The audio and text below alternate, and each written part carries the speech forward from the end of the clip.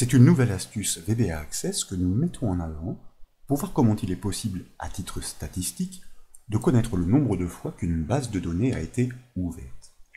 Pour développer cette solution, nous suggérons d'appuyer l'étude sur une base de données offrant déjà une table ainsi qu'un formulaire. Et bien sûr, cette base est offerte au téléchargement depuis le site bombache.fr.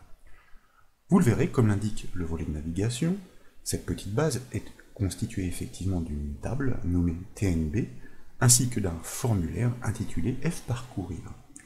Je vous propose de double-cliquer sur la table TNB pour l'afficher en mode feuille de données. Comme vous pouvez le voir, cette table est faite de deux champs. Le premier est celui de la clé primaire, certes pas absolument nécessaire dans ce cas, mais il s'agit de la philosophie d'un SGBDR. Le second est initialisé sur la valeur 0, car cette base n'a pas encore été ouverte avec le code VBA de gestion des clics. C'est ce champ qui doit être automatiquement incrémenté à chaque nouvelle ouverture. Pour poursuivre, je vous invite à cliquer sur la croix de son onglet pour fermer cette table, et ensuite dans le volet de navigation, à double-cliquer sur le formulaire F-Parcourir pour l'exécuter. Certes, ce nom n'est pas très pertinent, mais il s'agit d'un intitulé qui traîne au fil des formations et parfois, quelques détails nous échappent comme celui de renommer judicieusement un objet. Peu importe, ce formulaire est donc on ne peut plus dépouillé. Au milieu d'un texte explicatif, il propose une zone de texte. Et comme ce formulaire est construit sur la table, cette zone réceptionne automatiquement l'information du champ que nous devons incrémenter.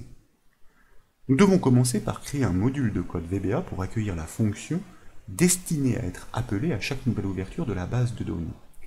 Pour cela, nous poursuivons, nous fermons tout d'abord le formulaire en cliquant sur la croix de son onglet, puis en haut de la fenêtre Access, je vous invite à cliquer sur l'onglet Créer pour activer son ruban, et dans la section Macro et code du ruban, nous allons cliquer sur le bouton Module. Nous basculons ainsi dans l'éditeur VBA Access sur la feuille de code d'un nouveau module indépendant. La fonction que nous devons créer doit se charger d'incrémenter le champ TNB-NB de la table TNB à chaque nouvelle ouverture. Mais pour ce faire, des objets sont nécessaires pour piloter la base de données et ses enregistrements. Donc, je vous propose de créer cette fonction tout d'abord, mot-clé function, que nous pouvons nommer pourquoi pas NB fois, explicitement donc, avec deux parenthèses car elle n'attend aucun paramètre, et nous allons la typer comme un entier long, puisque sa vocation est de retourner à chaque fois le compteur de visite incrémenté, qui peut prendre de très très grosses valeurs au fil du temps, au fil des utilisations et des années. À l'intérieur des bornes de cette fonction, nous allons commencer par déclarer un objet que je vous propose de nommer base et que nous allons typer comme un objet de base de données as database, puisque sa vocation est de prendre possession de la base de données en cours pour la piloter, notamment pour y exécuter une requête de mise à jour. Précisément dans l'enchaînement de points mot-clé dim, nous déclarons une variable que je vous propose de nommer requête et que nous typons comme un texte as string pour stocker la syntaxe SQL de la requête de mise à jour. Les variables étant déclarées, nous pouvons les initialiser.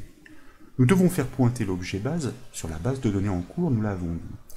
C'est ainsi que nous pourrons y exécuter effectivement une requête de mise à jour, dont la syntaxe, là aussi nous l'avons dit, doit être stockée dans la variable requête. Donc, nous initialisons, mot-clé set, notre objet base sur la base de données en cours, comme vous le savez, grâce à la fonction VBA Access currentDB. Ensuite, nous pouvons construire notre syntaxe SQL dans notre variable requête.